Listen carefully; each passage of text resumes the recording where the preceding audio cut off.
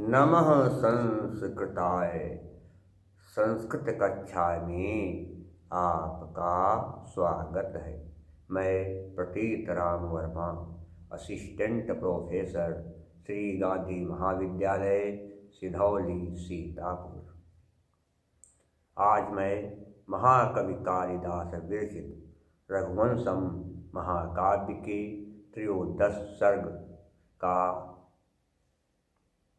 33वां अर्थात 33 श्लोक पढ़ाने जा रहा हूँ।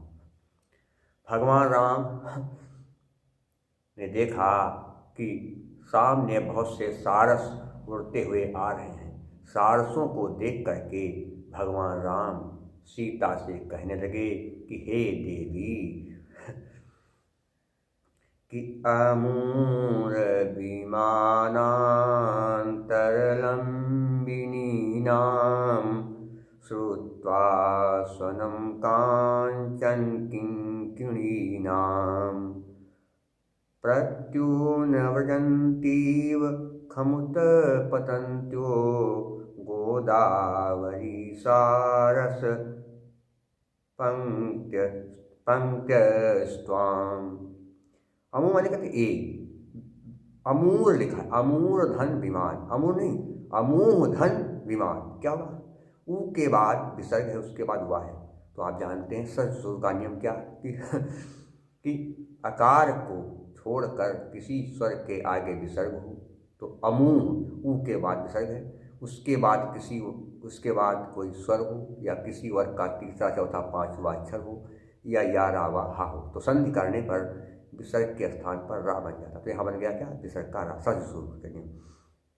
उन्होंने कहते ये विमानांतर अर्थात विमान के स्थान स्थान पर, विमान में जगह जगह, लंबिनी नाम लटकती हुई, श्रुत्वा सुन करके, स्वनम शब्द को, कांचन किंकिणी नाम अर्थात सोने की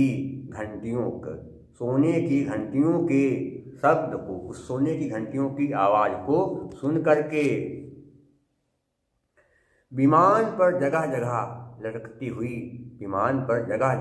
लटकती हुई सोने की घंटियों की आवाज को सुन करके प्रत्यून व्रजंती। क्या होगा? यह कह सकते हैं कि प्रत्यूद व्रजंत। अगर संधि विच्छेद करेंगे तो क्या हो जाएगा? गर्भ इसमें लिख गया है, छाप गया है शुद्ध क्या? प्रत्यूद व्रजंत माने अगवानी करने के लिए आ रही हैं। अगवानी करने के लिए आ रही हैं या स्वागत करने के लिए आ रही हैं। यू माने मानो, खमुत्पतन्त्यो, खम माने आकाश, खम माने आकाश, उत्पतन्त्यो उड़ती हुई, उत्पतन्त्यो नहीं उत्पतन्त्या।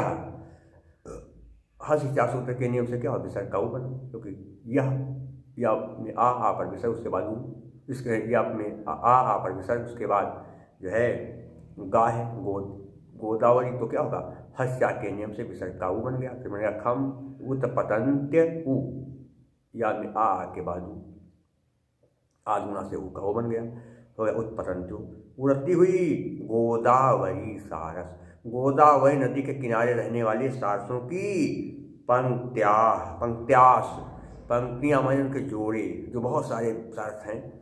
पंक्त्याः धन्त्वाम विसर्ग, पंक्त्याः धन्त्वाम विसर्ग के बाद ताया, विसर्जनीयसः के नियम से क्या होता है नियम कि यदि विसर्ग के बाद खर किसी वर्ग का पहला दूसरा अक्षर आए तो संधि करने पर विसर्ग के स्थान पर सा बन जाएगा। तो यह क्या बन गया? सा। त्वाम माने तुम्हारी, त्वाम माने तुम्हारी।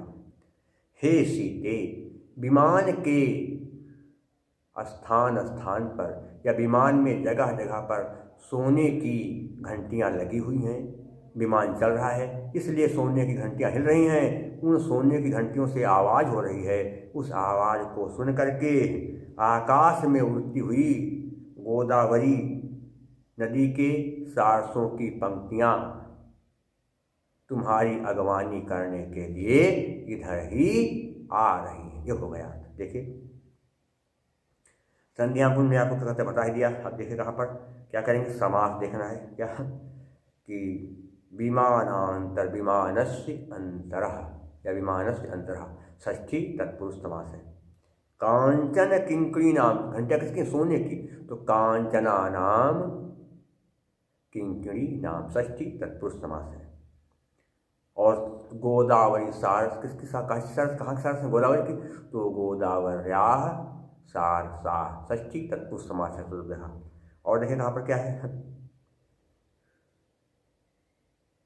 इसमें श्रुत्वा में कत्वा प्रत्यय है, गोदावरी में अंगी प्रत्यय है, उत्पतंत्यः उड़ती हुई क्या हो जाएगा? सत्र प्रत्यय है।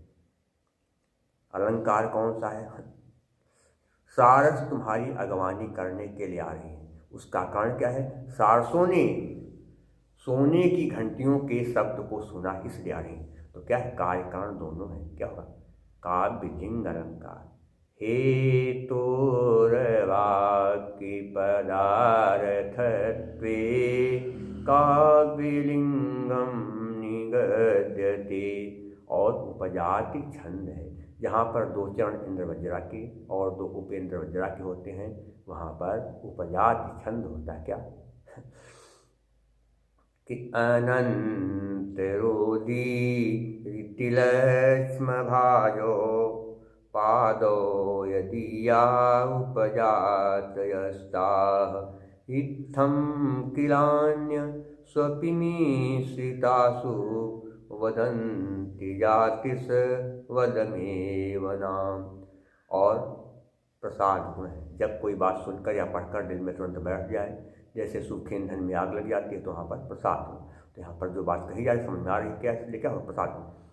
चित्तम व्यापनोति क्षिप्रम सुस्कन्धेन मिवानलः सप्रसादः समस्तेषु रसेषु रचनासु चा। और वैदर्भी रीत है, यहाँ पर कोमल मधुर व्यंजन हो, समास कम हो या समासों का अभाव, वहाँ पर वैदर्भी। और कालिदास जी की प्रसिद्धि है कि वैदर्भीरीति संदर्भे कालिदासो विशिष्यते, वैदर्भी है। और भारती प्रत्यय। शेष मैं आपको अगले अंक में पढ़ाऊंगा। तब तक के लिए नमः संस्कृताय।